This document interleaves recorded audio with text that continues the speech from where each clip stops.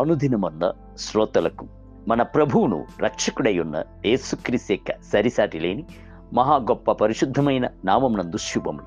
నేడు 2025 సంవత్సరం మే మాసము 27వ తారీఖు మంగళవారం నాటి ధ్యానాంశము మారని ప్రసన్నత.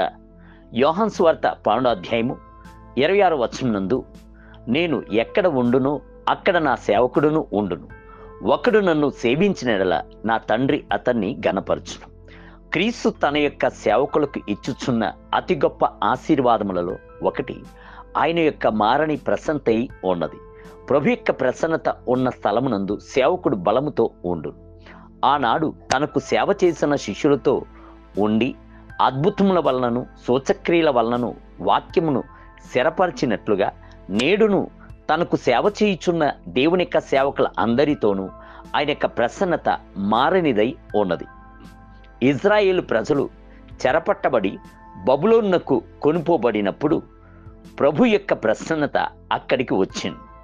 ప్రభునకు సేవ చేయుటకు కోరుకున్న దానియేలునకు ప్రభు తన ప్రసన్నతను కొలత లేకుండా ఇచ్చుడితో పాటు బబులోను జ్ఞానులందరికంటేను ఆయనకు 10 రెట్లు జ్ఞానమును అత్యధికముగా దయచేసింది.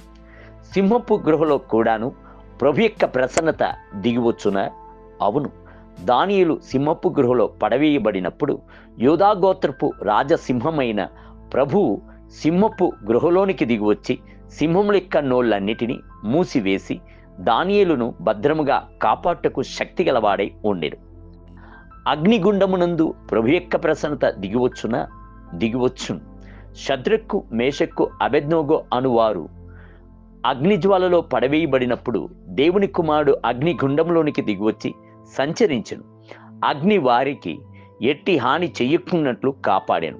దేవుని బిడ్డలారా, అగ్నిమయమైన శోధన సమయంలో యందు ప్రభు మీతో కూడా ఉన్నాడు అను సంగతిని, ఆయన మిమ్ములను కాపాటుకు శక్తి గలవాడు అను సంగతిని మర్చిపోకుడి. మారని ప్రసన్నతను మీకు వాక్కునిచ్చుచున్నాడు. ప్రభు సెలవిచ్చుచున్నాడు, నీవు జలముల్లో బడి దాటునప్పుడు నేను నీకు తోడయ్యుందును, నదుల్లో బడి వెళ్ళునప్పుడు అవి నీ మీద పొర్లి పారవు, నీవు అగ్ని మధ్యను నడుచున్నప్పుడు కాలిపోవు, జ్వాలలు నిన్ను కాల్చజాలవు. యెషయా గ్రంథము 43వ అధ్యాయం 2వ వచనం. మనము ప్రభువుతోనూ ప్రభు మనతో కూడాను ఉండుట ఎంతటి ధన్యత అయినది. ప్రభునకు సేవ చేయుట ఎంతటి మహిమకరమైనది. ఆయన యొక్క మారని ప్రసన్నత ఎల్లప్పుడూ మనతో కూడా ఉండునే. అది ముళ్ళ మధ్యలోనైనను సరే, చెరసాల అయినను సరే, ఒంటరిగా నిలబడవలసిన కరిమేలు పర్వతమైనా సరే, ప్రభు ఎల్లప్పుడూ మనతో కూడా ఉండును. నేను యుగ సమాప్తి వరకు సదాకాలము మీతో కూడా ఉన్నాను అని ఆయన వాగ్దానము చేసి ఉన్నాడు కదా. మత్తయి సువార్త 28వ అధ్యాయం 20వ వచనం. ఆయన యొక్క మారని ప్రసన్నతయు మధురమైన సముఖమును ఎల్లప్పుడూ మీతో కూడా ఉండును. దేవుని బిడ్డలారా, మీ మార్గముల అంతటను ఆయన తలంచుకొనుడి. ఆయన మీ మార్గములను సరళము చేయును. నేటి ధ్యానమునకై నేను నీకు తోడయ్యుండి నువ్వు వెళ్ళు ప్రతి స్థలమందును నిన్ను కాపాడుచు ఈ దేశమునకు నిన్ను మళ్ళా రప్పించెదను.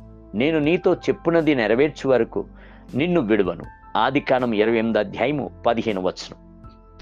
నేటి వేద పఠనము ఉదయము 2వ దినవృత్తాంత గ్రంథములు 1, 2 మరియు 3 అధ్యాయములు. సాయంత్రం యోహాను సువార్త 10వ అధ్యాయము 1 మొదలుకొని 23 వచనములు. ప్రభువు మిమ్ములను దీవించునుగాక. ఆమేన్.